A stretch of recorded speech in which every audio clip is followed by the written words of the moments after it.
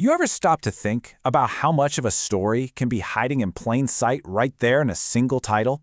Well, today, that's exactly what we're going to do. We're going to break down an entire conflict just by looking at its name. Seriously, it tells us everything. The cause, what's at stake, the players, and it all kicks off with this one single word. Godzilla. Yeah, that's all you need to hear, right? It's not just some character's name, it's like an alarm bell. It's a promise that something huge, something world-changing is about to go down. The name is the event. And that's really the heart of it. That name, it's the first domino to fall. The second you hear it, you just know that business as usual is over. It's the spark, the catalyst, for this entire chain reaction of chaos that we're about to unpack. So let's talk about this arriving titan. Who, or really what, are we dealing with here? Is it just some big monster? Well, according to our source, this thing is way more fundamental than your average villain. See, the source calls Godzilla the primary catalyst, and that's such a key distinction. He doesn't just show up and join a fight that's already happening. No, his very existence starts the fight. It's less like a character and more like a force of nature, like an earthquake or a hurricane. The conflict begins for one simple reason, because he's here. Okay, so where does a walking, breathing natural disaster decide to go? The answer to that is what just sends the stakes through the roof, because this whole thing isn't going down on some deserted island in the middle of nowhere. In the city. Just 3 little words, but man, they changed the entire game. By setting the conflict right here, the story instantly tells us what's on the line. And it's not just about saving lives, it's about saving the very symbol of everything we've built.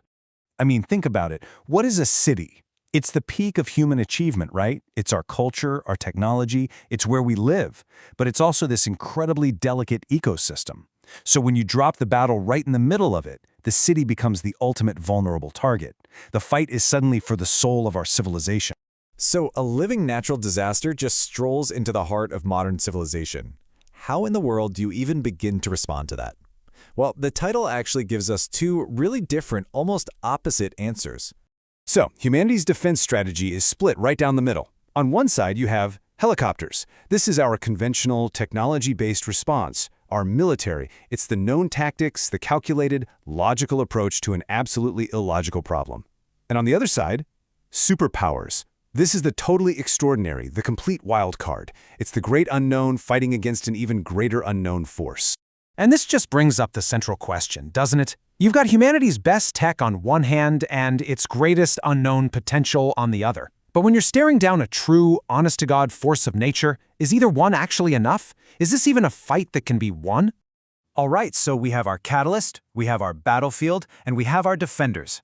Let's see how all these pieces slam together in the final part of the title, the clash itself, what the source calls the major conflict. And see, it's not just a fight, it's a major conflict.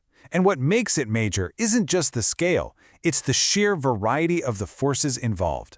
You literally have nature, personified as Godzilla, smashing up against human technology and the supernatural. It's 3 completely different kinds of power, all converging in one very explosive spot. And this lays it out perfectly. You can see the clear, escalating chain of events that was packed into that title all along. First, you get the emergence. The catalyst shows up. Second, the initial response from our conventional forces. Third, the intervention of those superpower wildcards. And finally, all of it boils over, escalating into that major conflict. So, the big takeaway here is that this title isn't just a label for the story, it is the story. It gives us the cause, the stakes, the players, and the escalation all in one neat little line. And it all begins and ends right there in the city, the vulnerable heart of this entire narrative. Which leaves us with one last, kind of haunting question. The title lays out this epic battle, for sure, but it also never lets us forget exactly where it's all happening. So when these titans and superhumans are fighting it out way above our heads, what's the real cost for everyone else down on the ground? And what's even left of the city when the dust finally settles?